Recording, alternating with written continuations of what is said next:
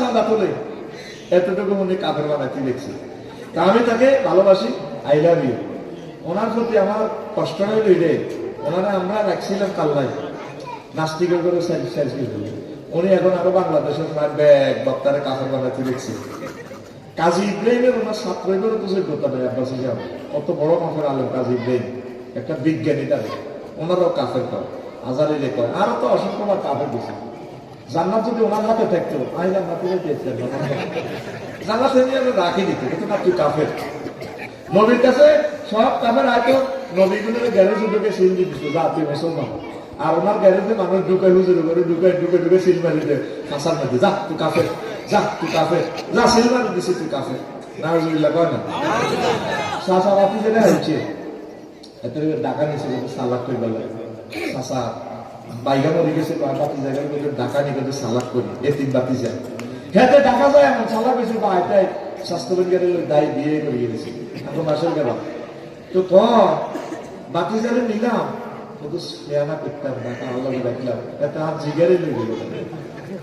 তারে রাখছি আব্বাসের রাখছি কাফে এই নাস্তিকের করে সোজা করে গেলাম। তারপরে সোজা করতে করতে আত্মঘাতী গোল দিয়ে আলেমের ঘরও কাফের বানাইতে হবে। আল্লাহ তাকে বুঝার তৌফিক দেন। উনি একমাত্র বক্তা যিনি ইবাদতের নামে মঞ্চে বিদআত প্রতিষ্ঠা করেছেন। নাউজুবিল্লাহ। রবের সামনে একদিন দাঁড়াতে হবে। আমার একটু মনে কষ্ট ওনার মনে শাহাবুদ্দিন আজকে কথাটা বলি, মিডিয়া যেহেতু আছে, উনি তো আমার ফোন দিতে থাকতেন। দিনের বেলা একটা প্রোগ্রাম করছি, ভিডিওতে দেখা যায় রেজলিউশন অনেক হাই।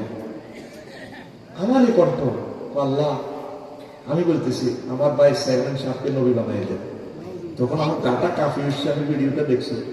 ওই একটা ছেলে কুমিল্লা কসবা বাড়ি বামন বাড়ি, তার নামটা বলবো না, তার নামের সাথে জিয়াদি বলতাম, আমি নামটা বললাম না আর কি। তার এই ফোলাটা এই ভিডিওটা ডাউনলোড দিয়েছে, তখন সে আক্রোশিক খাদেম ছিল।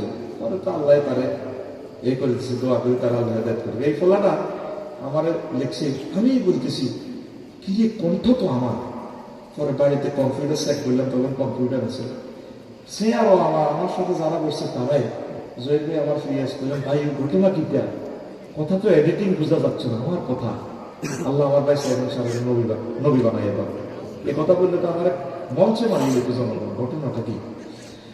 তো এখন আমরা খোঁজ করে দেখলাম যে ওই যে সব নকল করতে পারছে, এই মাইকের যে একটা মনোগ্রাম আছে না, আজকের তো মাইক আছে, এটার মধ্যে লেখা যায় মতিন নাইক। বললাম ভাই আমরা মতিন নাইকটি কোথায় বাস করছিলাম? ও শ্যামবাগ দিনের বেলা। তখন ক্লু পাইছি, 2526 নম্বর ফাইলে যাই, এটাতে পাইছি। ওই আউযুবিল্লাহ তাফসীর করছিলাম, মুসা আলাইহিস সালামের কথাটা বলতে চাই, বলছি ওনার কথাটা কথা তো উনি তো আপনি আল্লাহ, আমি তো ভালো বক্তৃতা জানি না, আমার জিহ্বাটা আটকে যায়।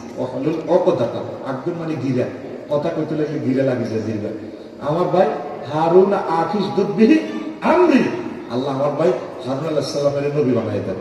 ওই আমার ভাই হারুন আলাইহিস সালাম, হারুনের কালি ওই যে সময় ওই এক চেয়ারম্যানের দোয়া করছিস মুনাজাতে, এহিয়ান তুই এক ভাই আমার ভাই চেয়ারম্যান সাহেব, এহিয়ানের আমি ইয়ানের লাগাই দিয়ে নবী বানাই লাগাই দিয়েছি। এরা আলে আব্বাসী সাহেব তার ভিডিওটা আমি শুনছি, কষ্ট পেয়েছি আমি। তো আমি 40 জন লোক পাঠাইছি ওই জায়গাতে, 40 জনের সাক্ষী দিছে সেই কথাটা বলছি। সেদিন থেকে তার জন্য আমি মামলা রেডি করে দিছি, রবের সামনে আমি এই মামলাটা দিব। তারপরে বিভিন্ন ওয়াজে তারা আমি ভালোবাসি, দোয়া করি, কারণ এই একটা ভালো আলেম, বড় আলেম। কিন্তু কেন বড় বড় আলেমেরা একটু স্ক্রু ঢিলা হয়েছে আমি বুঝি না।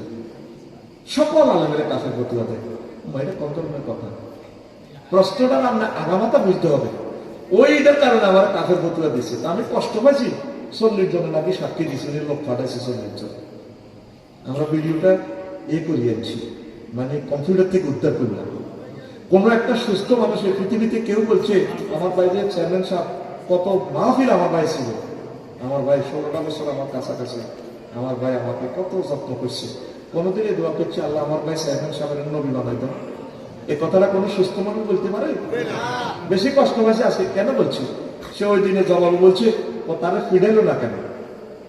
আমরা আলেমেরা আসছি পৃথিবীতে মাইক থামাইবার লাগে, উনি উস্কাই দিতেছে। আল্লাহ তুমি তাকে হেদায়েত করো।